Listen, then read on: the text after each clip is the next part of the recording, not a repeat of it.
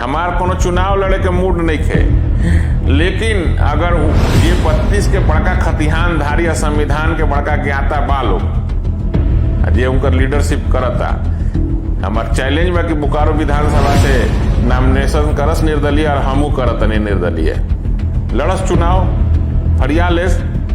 अगर वो जीत गई हैं हम स्वतः झारखंड छोड़ के जाए खातिर तैयार बनी। तो अब जे मांग करता लोग कि झारखंड में झारखंडीय खातिर झारखंड बनी, 1932 के हम आवत नहीं, पहले ई क्लियर कर दी तो ई देश के तो अभी और ही टुकड़ा करे के पड़ी नो। ये पाकिस्तान से 1947 में लोग अइलस तो उनको खातिर एगो अलग राज बनावे के पड़ी, और तू मांग करता भाई 1932 खातिर, तो 1908 काहे ना? अगर 1908 के आधार पे सर्वे होखे तो 32 कहाँ चल जाई या 32 के मांगे वाला नेता लोग कहाँ चल जाई, सब पता चल जाई। यही जाके मुख्यमंत्री बहुत बड़का खिलाड़ी बाड़े, मियाँ के जूती मियाँ के सर मारे के काम कैले बाड़े, और जन बाकी उनकर वोट बैंक घसकावे खातिर, आजसू और भाजपा के वोट बैंक घसकावे खातिर ये तीसरा मोर्चा एगो जन्म दिन बटे। देखिए हमार भाषा भोजपुरी, हमार दुर्भाग्य बा ये झारखंड में मऊ सांसद और विधायक बा लोग, हमारा जैसे मर्द सांसद और विधायक रहित लोग नो, तो तू अधिकार दे के या छीन लेबा आ तू विधानसभा में चल लेबा, चले ना देती। जोहार। अभी हम हैं बोकारो में। बोकारो वही धरती है जहां से भाषा आंदोलन की शुरुआत युवाओं ने की थी, और अब फिर से बोकारो जो है आंदोलन का हब बनते जा रहा है। पिछले लगातार 2 दिनों में यहाँ पर 2 सभाएं, बड़ी सभाएं हुई हैं JBKSS की, और 1932 60-40 नए चलतों को लेकर ये तमाम सभाएं बोकारो में की जा रही हैं। ऐसे में अभी हम एक शख्स के साथ मौजूद हैं, नाम है अनिल सिंह, बोकारो विकास फोरम के अध्यक्ष, समाज सेवी, और इनका परिचय हम ऐसे भी दे सकते हैं कि जब भाषा आंदोलन की शुरुआत हुई थी बोकारो से, तो यही वो पहले शख्स थे जो भाषा आंदोलन के खिलाफ कोर्ट तक जाने की इन्होंने बात कही थी। अब ऐसे में फिर से हम इनके पास आए हैं और जानने की कोशिश करते हैं सर कि सर भाषा आंदोलन को लेकर आपने सबसे पहले आवाज़ उठाया था, और बाकायदा ये भी कहा था कि अगर ये होता है तो हम इसको कोर्ट में चैलेंज भी करेंगे। लेकिन अब एक बार फिर से सर बोकारो में से ही आप देख सकते हैं जो युवा हैं उन्होंने एक राजनीतिक पार्टी बना ली है।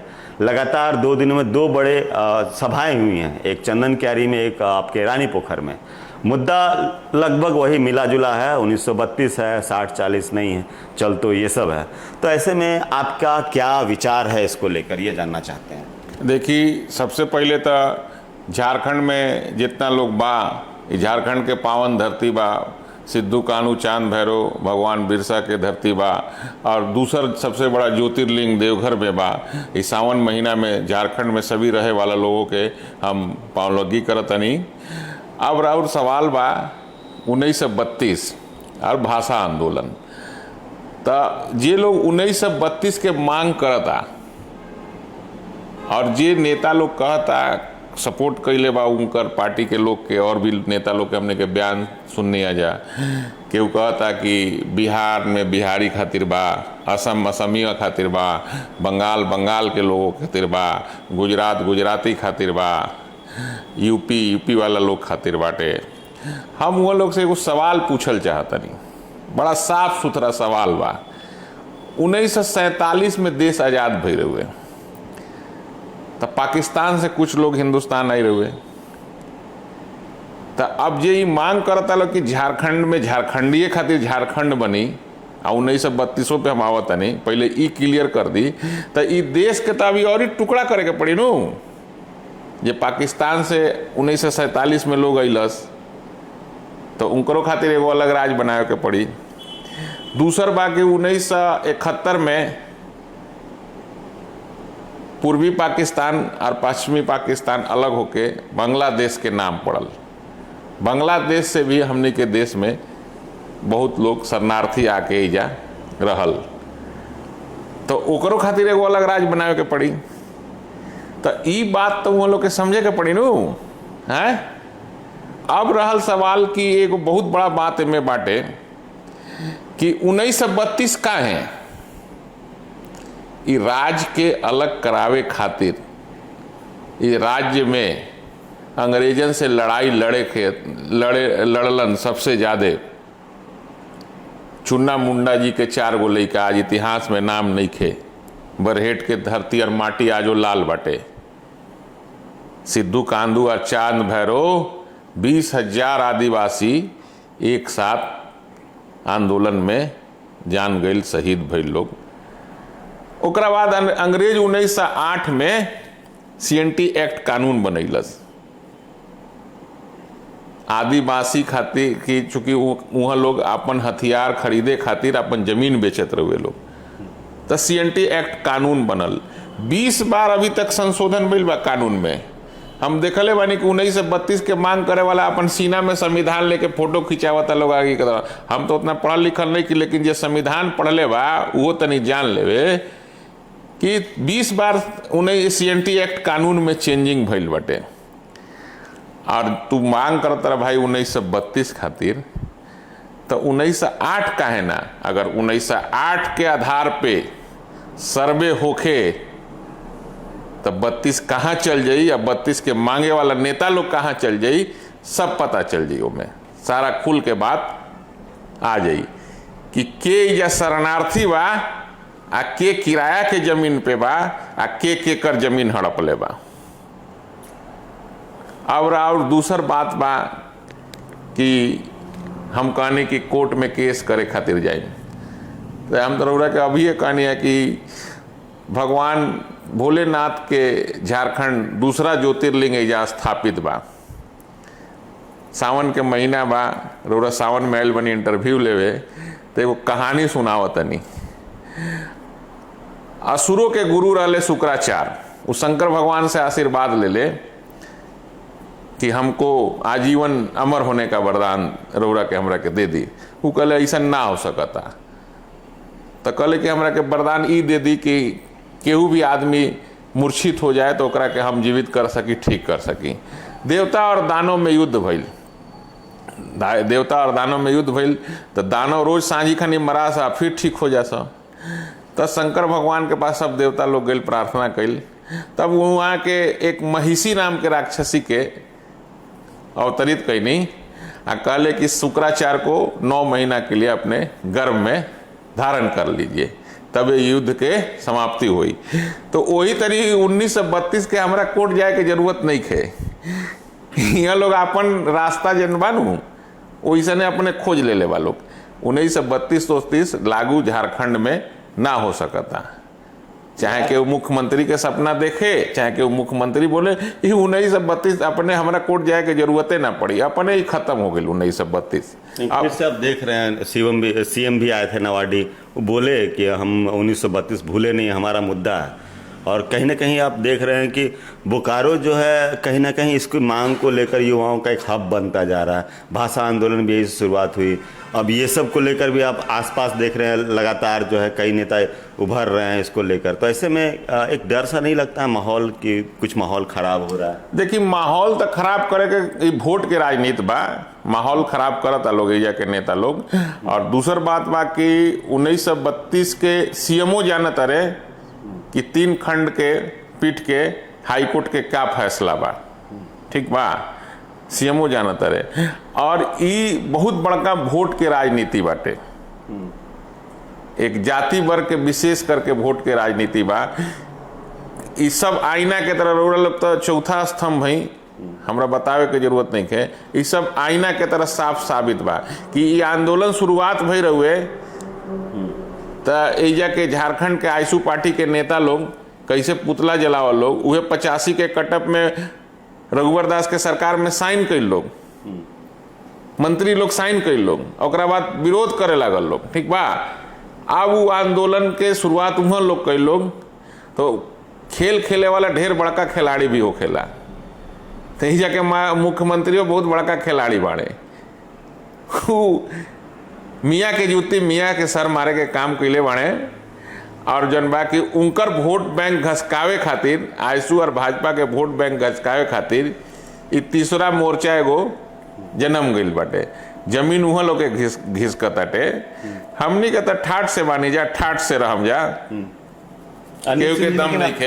अनिल सिंह जी, लेकिन आप बराबर विरोध करते हैं, तो जो समर्थन कर रहे हैं वो तो राजनेता बन गए, तो उम्मीद करते हैं कि विधानसभा में आप भी राजनेता के तौर पे खड़े होंगे।